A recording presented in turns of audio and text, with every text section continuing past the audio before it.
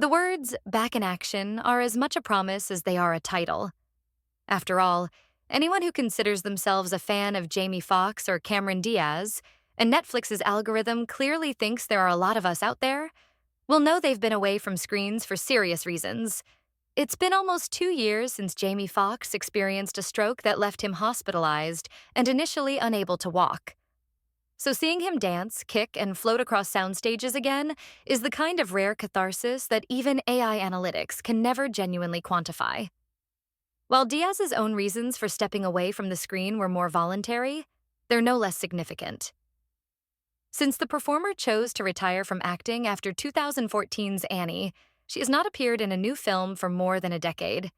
Yet here she is again, back in action and dancing, kicking, and bantering with Foxx, like no time has passed for either of them. In truth, Diaz has told the press her off-screen friendship with Foxx is a key reason Back in Action marked her return to the movies. The more outside knowledge you bring to the film, then, the more satisfying it is to see them doing their thing. Because otherwise, one cannot help but wish they were doing it in something better than this anodyne, innocuous, and wholly disposable piece of fluff that was blatantly designed to be a second-screen time waster.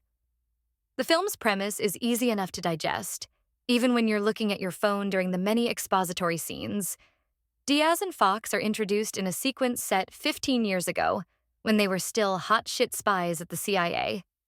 They steal WMDs from terrorists and bad men, drink champagne on their own private planes, and survive said plane's crash while barely sustaining a scratch.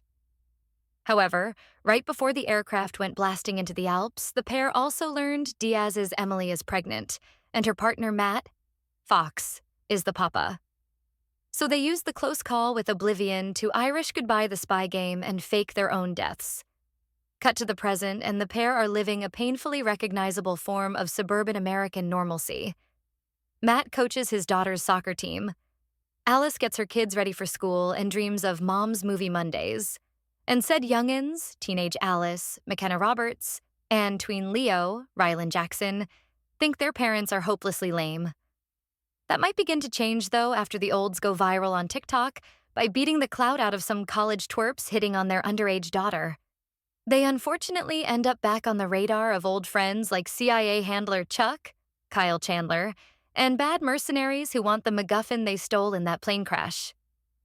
Road trip hijinks ensue with the children in the back and on the way to MI6 Grandmama's house. Back in Action's metaphor for a suburban midlife crisis through the prism of spy games and mirthful action movie cliches is not a new one. James Cameron made one of his frothiest and perhaps most problematic movies out of it in True Lies. In that one, it was Jamie Lee Curtis's bored housewife who realized her hunky husband, Arnold Schwarzenegger, wasn't getting those muscles from selling computer monitors on the road. A little later, Brad Pitt and Angelina Jolie fatefully sizzled up the concept in a double-header, where it turns out the non-communicative spouses were both spooks for rival agencies in Mr. and Mrs. Smith. Back in Action tweaks the premise again. Husband and wife are still both spies, but now they're aware of their shared history, even as they've kept their past adventures secret from the kids. It is an amusing enough wrinkle for any parent who's ever realized their children believe mom and dad never had a life before they were born. And that old folks have always been lame.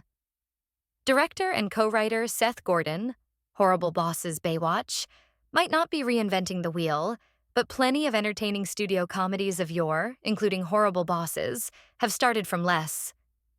Alas, Back in Action is less studio comedy than modern streaming content.